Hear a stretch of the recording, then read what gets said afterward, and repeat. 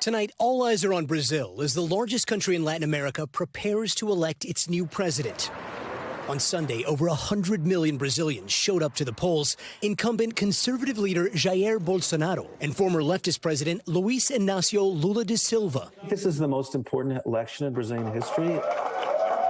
While Lula finished the night ahead with 48% of the votes, it was a strong showing by Bolsonaro that shocked analysts, earning 43% of the votes and beating all odds in polls that originally predicted him to be out in the first round, with one major poll giving Lula a 14-point lead prior to the election. The president celebrating the vote as a victory. Então vencemos a mentira. Temos segundo tempo pela frente, onde tudo passa a ser igual, o tempo para cada lado passa a ser igual. E nós vamos agora mostrar melhor para a população brasileira. While Lula thanks supporters and promised to fight. Vamos ganhar essas eleições. Isso para nós é apenas uma prorrogação. Brazil now headed off to a tense runoff set for October 30th. The election, a test for the world's fourth largest democracy. Temos aí desafio muito grande. Eu acho que foi a política assim mais difícil dos últimos tempos. Eu achei que o Lula poderia ganhar de primeiro turno para a gente não ter que passar mais mês de sofrimento. Experts say voters have been bombarded with misinformation and accusations of electoral fraud on social media, while President Bolsonaro and his allies repeatedly cast doubts on Brazil's voting systems. There's this aggressive discourse which his supporters have absorbed and are carrying out, much like the discourse that Trump has carried out in the United States. I think that if he does, in fact, lose in the second round, this would certainly be the basis for him to then challenge the final results and then create the big lie in Brazil about the questions of the validity of the elections.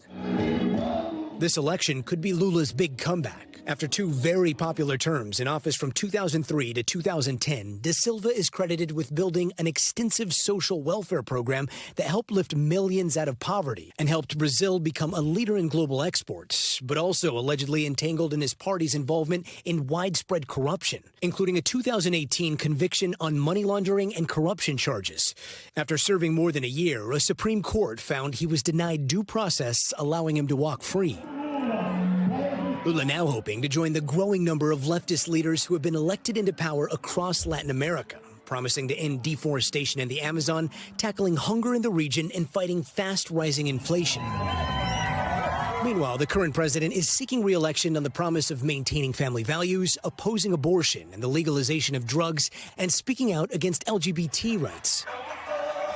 A polarizing figure in Brazilian politics, his administration has been marked by incendiary speech, challenging of democratic institutions, massive deforestation in the Amazon, and a widely criticized handling of the COVID pandemic with almost 700,000 deaths in Brazil.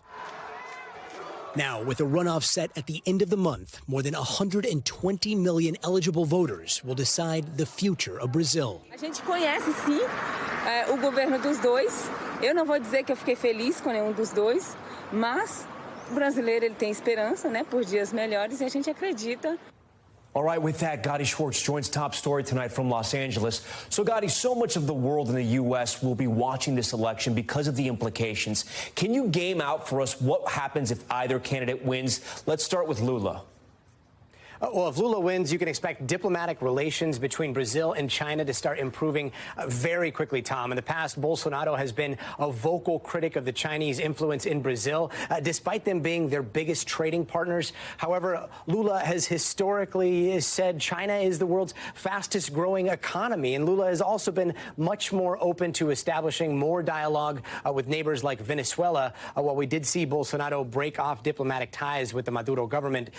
If Bolsonaro does win, the big question is what kind of relationship could the U.S. be looking at with Brazil? Bolsonaro and former President Trump had a very strong relationship. In fact, Trump told Brazilians to vote for Bolsonaro, and it is important to note that Brazilians also vote for their president every 4 years, just like we do here, except their presidential elections fall during our midterms. So a lot of this is going to depend on who we see in the White House in 2024. Tom?